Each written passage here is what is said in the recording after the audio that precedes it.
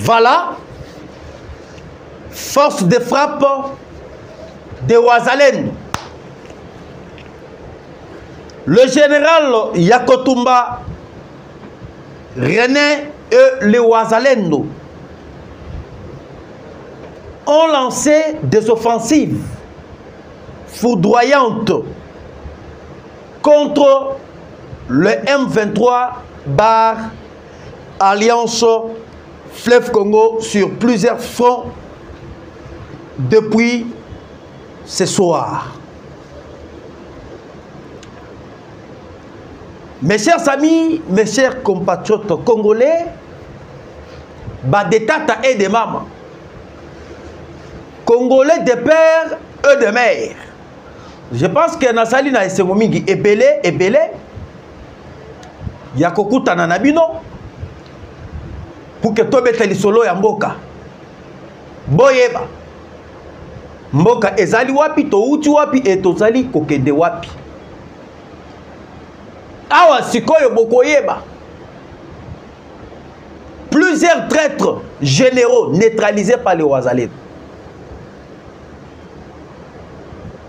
Na minute oyo na plusieurs fronts. Oyo bitumba ezali kobundama. Ezali na ba territoire nini? Na ba cité nini? Toko Zanteka. Sur le deuxième point,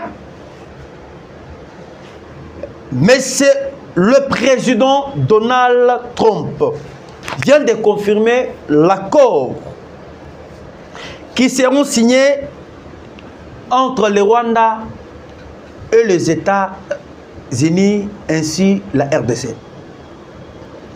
Lui-même en personne, le président Donald Trump Uchikoloba. Et Toko Yebisabino, le président américain à l'Obini. Cette fois-ci, finit la néocolonisation. Notre côté, c'est un avantage. Il y a accord et kozala signame. Parce que nayo kibatu ebele bazali koloba. Et pour nini bino se pencher toujours aux États-Unis. Et pour nini bozali kolinga toujours bozo na boumbu. Toko expliquer bino ba avantage. Il y a accord et kozala signé par la RDC et les Rwanda aux États-Unis d'Amérique du Sud dans quelques semaines. Sur le troisième point, mes chers amis, Torolobela, les propos de M. Martin Fayoulou. Martin Fayoulou demande la démission du président Félix Tshisekedi. Et pourquoi Martin Fayoulou a signé que Fachi a démissionné? Et plan nini oyo bango bazali na yango toko partager. Alors avant to banda émission ya biso tozali ko senga bino bokota vraiment ebele ndenge ezalaka toujours momesano et partager toujours une fois de plus et n'oubliez pas de laisser vos j'aime et n'oubliez pas de laisser vos commentaires partout où vous êtes en train de me suivre. Awa sikoyo boyo kake makambo ezali toujours na dimension mosusu. Ba ennemi bazali kolingate kimia est revenu na partie est ya RDC. Na minute oyo na yebisa kibino na première partie. Ba Wazalendo Basovaki Uvira na Kamanyola. Et bolinga kiboyoka que Mwenga est tombé, Uvira est tombé, Kamanyola est tombé. Le même jour, Kaka Mukolomoko. Et lorsque l'ennemi s'est préparé, Wazalendo ndenga basali na misumi naiki baye koyeba Et Bawazalendo va lancer attaque sur plusieurs fronts.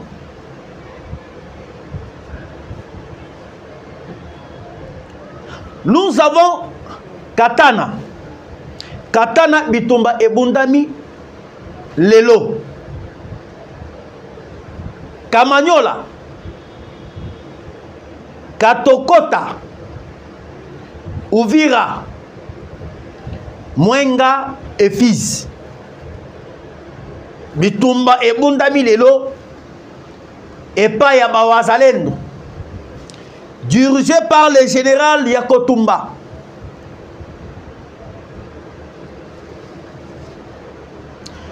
Maintenant, quel a été le plan du M23?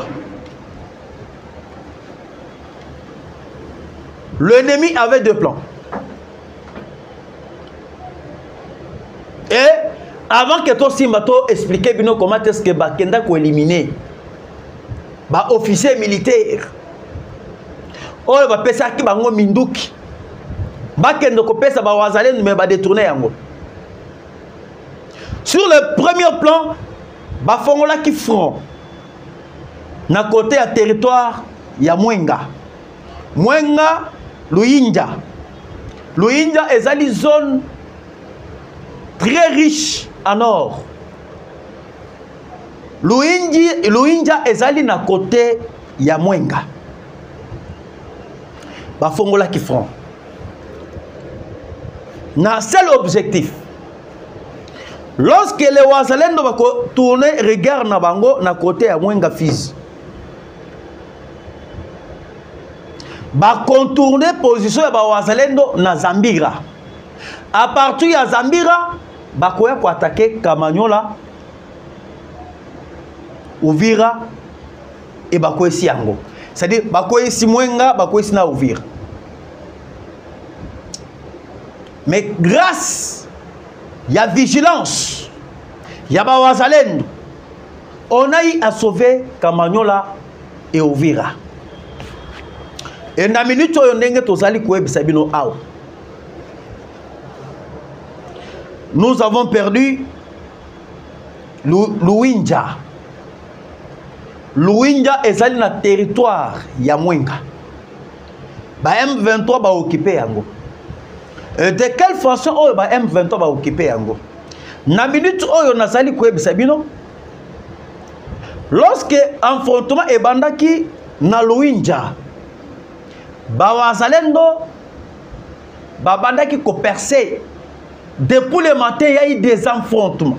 Bitumba ebundami, mais ba Wazalendo ba komi cassé par manque ya ba munitions de guerre. Ba sali recours à partir ya Kamanyola, à partir ya Uvira.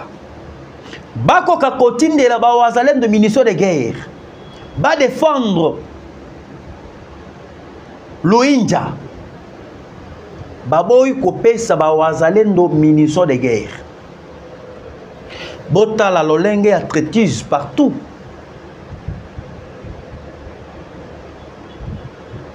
Ba jeune oyo bazali ko se sacrifier matin midi soir. Ba Wazalendo bazali ko bunda sans paiement. Ba futaka bangote. Sans prime d'encouragement. Et ça l'a répété. Mais ils défendent leur pays. Mais néanmoins, ils ont déjoué. Carte il y a M23. Oh, azala ki na yango. Oh, azala ki ko ciblé Uvira. Et na minute ndenge to sali ko ebisa bino. Ngai na sengi epa ya gouvernement congolais. Dans notre pays, nous avons l'armée ou pas. Et tu comment dernièrement, Bama titi salaire. Il y a chaque militaire. Un militaire a sali ko toucher prime naie. Denge longobani. Et pourquoi c'est traité jusqu'à présent? Ton sengi pas un gouvernement congolais a koka ko sunga biso. Pona likam oyo etali traité aussi ya armée. Botala to perdre prenant Luinja. Zone moko ezali na ba minerais ebele otobingi ba or. Nyonso oyo par rapport à traiteuse.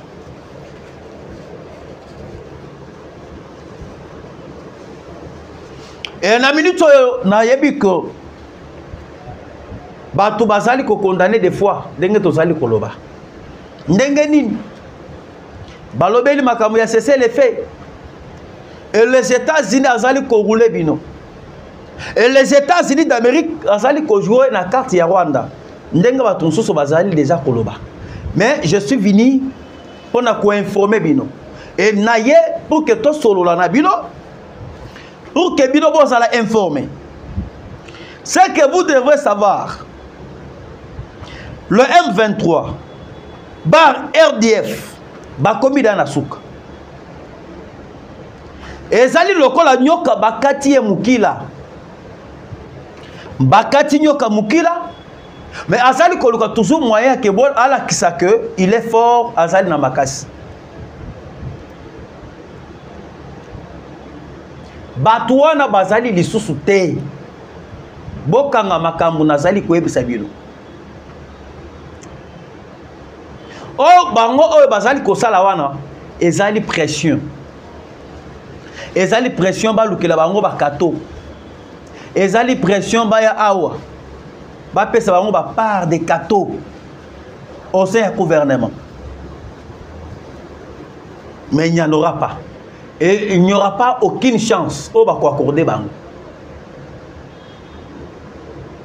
Et moi bako na minute oyo ba perdant bazali ba français. Parce que ba français bazali sima ya bango. Ndenge ba français bazali sima na bango. Mais ba déjà accélération, il y a pour parler de négociation. Et ça li pona avantage ya France té, mais ça li pona avantage ya États-Unis d'Amérique. Parce que à la place France yeboko kota kasima ya Rwanda api ya kaba minerai. A déstabiliser Congo et kozala ka lisusu te. Ne sika tozali koyebisa bino par rapport ya importance. Il y a accord oyo ekozala signamé.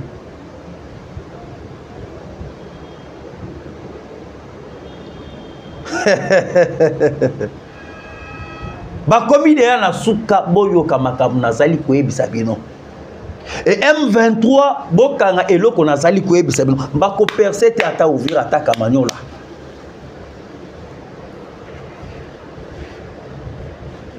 Et lelo mes chers amis,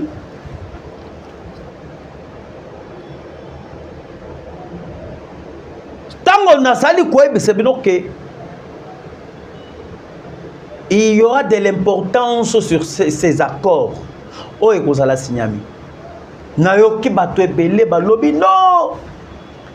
Ndenge nini fachi azoko ndima ba accord. Et ndenge nini fachi se penche toujours aux États-Unis d'Amérique. Mais oyebi que c'est pour votre bien. Ezali bien pour ezali pour na bien ya Congo.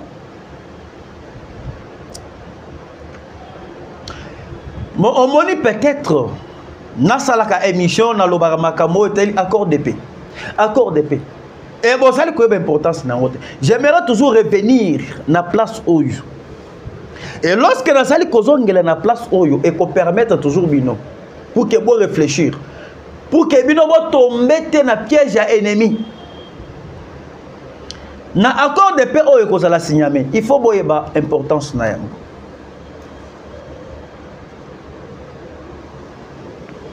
Attendez.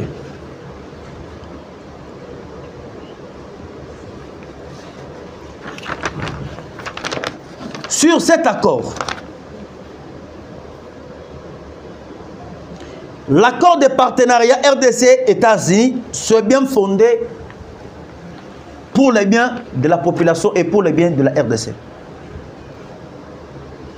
Ce que vous devez savoir, mes chers amis, depuis très longtemps, les groupes armés ont endeuillé nos compatriotes du Nord Kivu et le Sud Kivu pour voler et piller impunément nos mines et piller impunément nos minerais.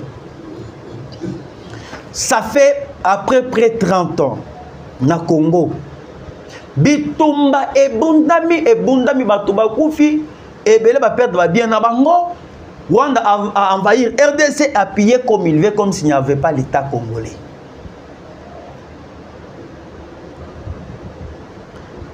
Maintenant, les avantages pour un accord entre RDC et les États-Unis. Premièrement, le Congo va bénéficier renforcement de la sécurité nationale. Bon, mon avantage, c'est l'accord auto signé avec les États-Unis. Renforcement, il y a sécurité, il y a RDC. Il y a les États-Unis, à travers Elon Musk. Elon Musk pour que la coopération et salement pour la Makambo et les satellites. À travers satellite, RDC a causé en mesure. Il y a contrôlé la frontière avec les pays voisins. Et Congo est causé en mesure, il y a contrôlé 2 345 millions kilomètres carrés. 2 345 000 kilomètres carrés au Tozali Nayango. C'est-à-dire à travers satellite à États-Unis. Bah contrôler maintenant la frontière au Yabisonyos. Parce que Ezali toujours dans le cadre de renforcement et de sécurité nationale. Ça fait partie sur les accords des États-Unis et la RDC. Et deuxièmement, il y aura aussi la collaboration militaire avec l'armée américaine, incluant la formation et l'équipement de FARDC avec les technologies. Bon, on dit avantage, il y a un accord. Et qu'on a signé entre la RDC et les États-Unis d'Amérique.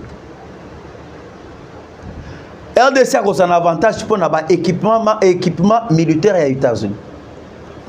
RDC a un avantage, il y a technologie moderne, il y a États-Unis d'Amérique.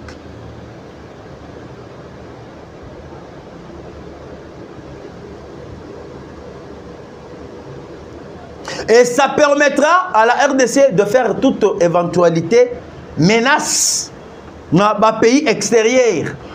Nous surtout pour s'attaquer contre la RDC. Nasimina nous tena kosimba isika bokoyoka. Et comment est-ce que le président Tshisekedi anéantir plusieurs dinosaures, plusieurs zombies. Oh, basala qui m'a ennemi. Il y a paix. Oh, basala qui m'a ennemi, il y a peuple congolais. Toujours dans le cadre de renforcement, il y a coopération. Avec cette coopération,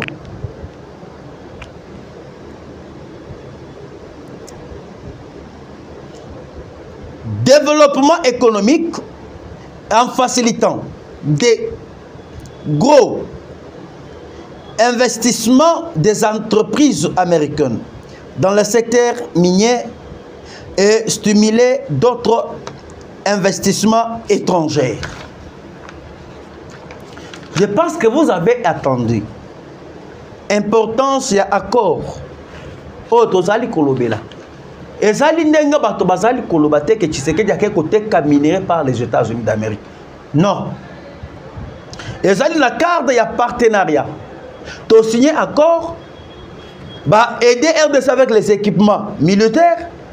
Les États-Unis ont doté RDC avec des charges de combat parce que dernièrement, Euti Koko tapé et belé. Et quand tu es en partenariat avec la technologie moderne avec les États-Unis, c'est ce qui fait peur au Rwanda. Yango Bouti Koyoka, mais c'est Donald Trump Bouti Koloba. Qu'est dit d'abord le président américain? Hein? Trump à lobby boy. Je m'occupe du Rwanda et de la RDC qui sont en train de se battre. Et nous essayons de régler ça. Et je pense que nous avons reçu, nous avons fait un excellent travail. Personne n'en parle. Mais je pense que nous sommes proches d'un accord. On dirait qu'ils vont peut-être conclure un accord de paix, ce qui serait bien. Mais je m'occupe de beaucoup de choses différentes. Awa makambo esili déjà.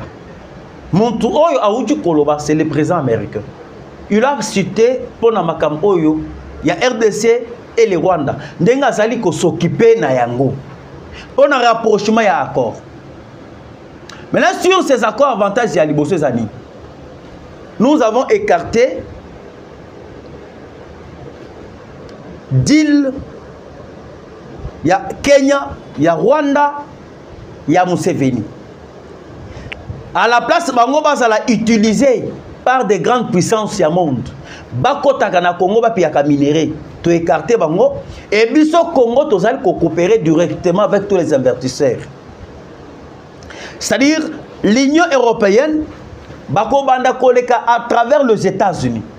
Ceux qui basali na posa ya minéré à Congo, ils vont passer sur les États koleka à partir des États-Unis. Par rapport ya ndenge bobanda ki koyoka bakoti babomi ba piller bakena yango. Tshisekedi c'est un fait, un stratège, un monstre. Et makambo zali koyoka bananga balobi baoyo balobi ezali makelele ya ngungi basi basuki parce que na minute onenge tozali koyebisa bino le 2 mai je vous avais déjà expliqué tous les deux partis basi va déposer déjà mikanda na bango comme un cahier de charges. Je peux vous dire que comme préaccord RDC et les Rwanda. Le 15 juin, le 15 mai, ba espère mi balé, ya Congo na Rwanda ba kutani, ba sololi, ba signé. Et lorsque ba espère Rwanda ba rosili sa émission na bango, toko entamé na deuxième fois, na troisième phase. Na troisième phase, c'est ali maintenant phase. Il y a le 21. Le 21, Kayikwamba, na ministre ya Rwanda bakutani ba signé une fois de plus. Le 15, match Chitunga et wow. Match ici. Et lorsque le match est reçu le 15 juin, Fatih a fini ba signé officiellement. C'est-à-dire batunion sur au bozali koka ba européen. SADC, EAC. Bakoto sa accord oyo ekozala signamé le 15 juin. Fatih c'est un fait. Stratège. Bitumba ezo ko kende kosila, mais ba congolais mususu bazali na ba distraction. Ba congolais mususu bazali ko manipuler bango par les ennemis du peuple. Naïm Sakabino que pourquoi les lois bazali côté mais l'accord oyo. Bazali côté mais cet accord c'est parce que baby déjà que Fatia Robeta a 15 ans. Avec 15 ans oyo ko beta. Bakozana na espace T. Aimez partager notre émission. Ayons tous espoir. Si que le lot Tshisekedi a échoué, ce n'est pas lui-même Tshisekedi qui va échouer, ça sera les 120 millions de peuples. Les 120 millions Congolais il ira qui est au voter qui ne va pas échouer. Le lobo qui va pas ni s'ajouter. Parce que Tshisekedi a écarté bango. Katumbi a se retrouvé, Kabila se retrouvé, Nanga se retrouvé. À la place, bango va se retrouver, Tshisekedi est allé coopérer directement na parrain na bango. Lorsque le président Tshisekedi vous disait que Makambu Oyo n'a pas négocié na ba M23. M23 ils allaient coquille vide. Et je vais négocier avec leur maître. C'était dernièrement devant les députés, les sénateurs et l'Union sacrée. Je vais aller négocier avec leur maître. Parce que ceux qui ont négocié avec le M23, bakoye la ngai cahier de charge. Il y a maître Oyo Yabango. À la place de ça les mamans, tu bêtis directement avec les États-Unis. Et les États-Unis ont Rwanda na Matoi. La patrie ou la mort. Et na minute oyo boyeba.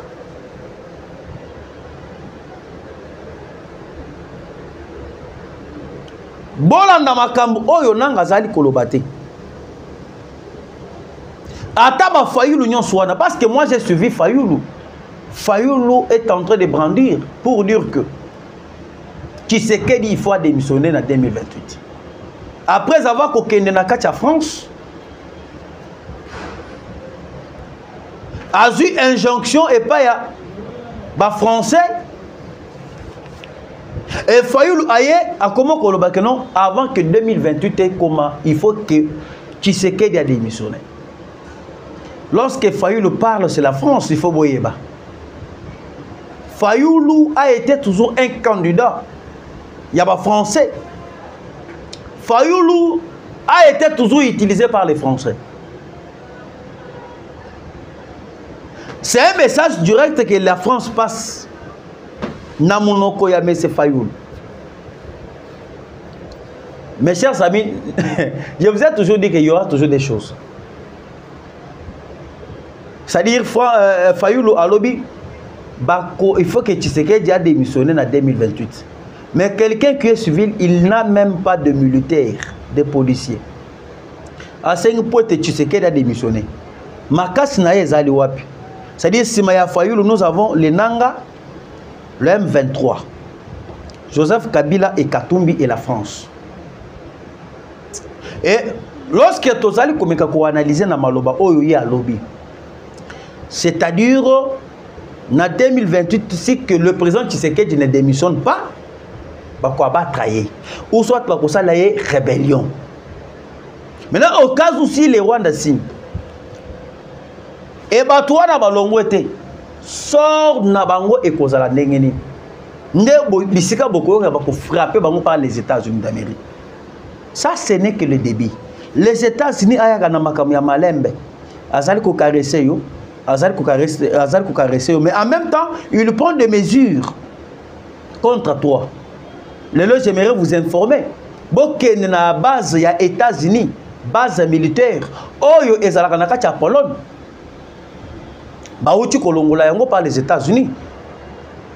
Na Pologne à chaque fin du mois, les États-Unis abandaki kotinda minduki. Pour ravitailler la base militaire au Yabango et Zali Nakata Pologne. Maintenant, à travers Pologne, c'est là où les Rwandais bénéficiaient les armes. Il y a qu'à s'attaquer contre la République démocratique du Congo. Maintenant, dans le message, le secrétaire de la défense américain, M. P.T. X7, a confirmé pour un retour à militaire naïe, il y a les États-Unis na kacha Pologne, va même Baminduk na bango ils ont le akuna. On a déblonné de la France parce que France azali na kacha Union européenne. Pologne azali na kacha Union européenne. Mais lorsque maintenant balongoli base militaire aux États-Unis, ba kachi déjà bango ravitaillement, il y a ba ministère de guerre. Ça ce n'est que le début. Mais néanmoins le président Félix Tshisekedi bakutana ki déjà na Paul Kagame na Masada Bolos au Gabon. Awa ezali makamoto kolobela aux jours à venir avec le temps. Toko ko expliquer bino. Na rencontre ya Gabon, il y avait quoi? Quelle a été les propositions ya Kagame? Quelle a été les propositions du président Tshisekedi? Précisément na Gabon na prestation à serment, il y a président, il y a Gabon, actuel président il y a Gabon. au asalaki coup d'état militaire. Massad Bolos ayambaki délégation ya Égypte, délégation ya Israël, ayambaki délégation ya sous-région ya Grand Lac. Maintenant la rencontre na bango jusqu'à présent ça n'a pas encore fuité. Une vraie information sur négociation, sur les pourparlers, au Yabango, ce n'est pas encore fuité. Et lorsque ça doit fuiter, tu peux expliquer Bino quelle a été la demande de Kakame et quelle a été la proposition de Massad Bolos. Merci, restons toujours en contact, mes chers amis, mes chers compatriotes congolais. Bye.